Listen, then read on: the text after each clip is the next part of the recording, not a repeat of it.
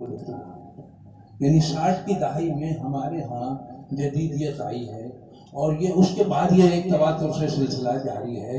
اور میں یہ دیکھتا ہوں، جیسے کل ایک کتاب کی تقریب رونمائی تھی، یعنی عالم ادبی سے کہانیاں، 30 کہانیاں 2 جلدوں میں ترجمہ تھیں، تو میں نے کہا بھائی یہ ترجمہ تو بہت سب ٹھیک ٹھاک ہے، لیکن میں ان کہانیوں کو محسوس نہیں کر پا رہا ہوں۔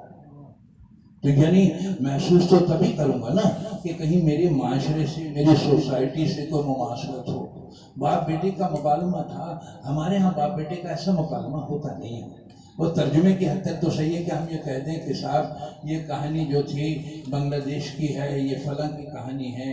اچھا، پھر جو لوگر کے حوالے سے ایک کہانی تھی افغانستان کے حوالے سے، وہ ہم کہیں کہیں فیل کر رہے تھے، محسوس کر رہے تھے۔ تو بہرحال، تو اب یہ والا جو معاملہ ہے کہ جہاں واصف جو ہے کیا نام ہے اس کا، وہ جو ہمارا انڈین جو ہے نا اپنا، کیا نام ہے، ناقد کیا نام ہے اس کا، نہیں واصف کیا نام ہے، وارث علوی نے اشر نجمی کے مجموعے میں، وہ اپنا کیا نام ہے رسالے میں جو انٹرویو دیا اس نے کہا کہ اب لوگ انگریزی بھی نہیں جانتے تو اردو تنقید کا کیا بنے گا۔ اچھا، یہ سارے مسائل میں اس لیے کہہ رہا ہوں کہ وہ جو 2 فروری 1835 کا برٹش پارلیمنٹ کا خطاب ہے لارڈ میکالے کا، وہ سمجھنے والا ہے، اگر وہ سمجھ میں آ جائے تو بہت ساری باتیں سمجھ میں آ جائیں گی۔ اس نے کہا کہ میں ہندوستان میں خاصا گھوما پھرا ہوں اور مجھے کوئی بھیک مانگنے والا نہیں ملا۔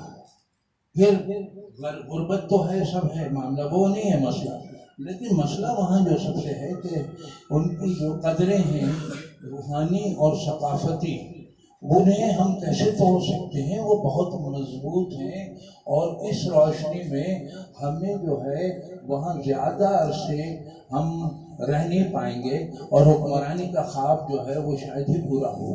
ہاں، اگر ہم نے ان کو توڑ دیا، ان قدروں کو، تو پھر یہ سارے کام ممکن ہو جائیں گے۔ 1822 میں پہلا رسالہ نکالا انہوں نے، جامع جہان نما، اور وہ بھی ان کی سربراہی میں نکلا ہے جناب۔ یعنی اگر آپ یہ کہیں وہ اجازت نہ دیتے تو وہ رسالہ کلکتہ سے نہیں نکلتا۔ اس کے بعد وہ گزٹ وزٹ نکلتے رہے، جہاں پر انہوں نے دیکھا کہ ایسٹ انڈیا کمپنی کے ذرا سا بھی کوئی خلاف آیا وہ بند کر دیتے تھے۔ ٹھیک ہے جی، تو اب اس طرح سمجھ لیجیے کہ وہ 35 میں باقاعدہ اس فریم کا معاملہ شروع ہو گیا۔ جب فریم کا معاملہ شروع ہوا تو انہوں نے لکھا رسالہ اسباب بغاوت ہند۔ تو انہیں ثابت کرنا پڑا کہ جناب میں نے کوئی آزادی ہند تھوڑی لکھا ہے ہمارے سر سید کو، اور کہنے لگے جناب جتنی کتابیں میں نے چھاپی ہیں تو تقسیم بھی نہیں کی ہیں، وہ سب کا سب پریس کا ریکارڈ دیکھ لیجئے اور میرے پاس کتابیں دیکھ لیجئے۔ تو جب گلو خلاشی ہوئی ہے، غالب کا بھائی مر رہا ہے، مطلب انگریز کی گولی سے، یوسف مرزا، اور دستنگوں میں بتا رہے ہیں کہ صاحب وہ جو ہے بخار سے مر گیا بھائی، نہیں کہہ سکتے تھے۔ تو اب یہ تک، یہاں تک میں نے آپ کو اس طرح پہنچایا۔ اب میں بہت ہی کلیدی بات کر رہا ہوں آپ سے۔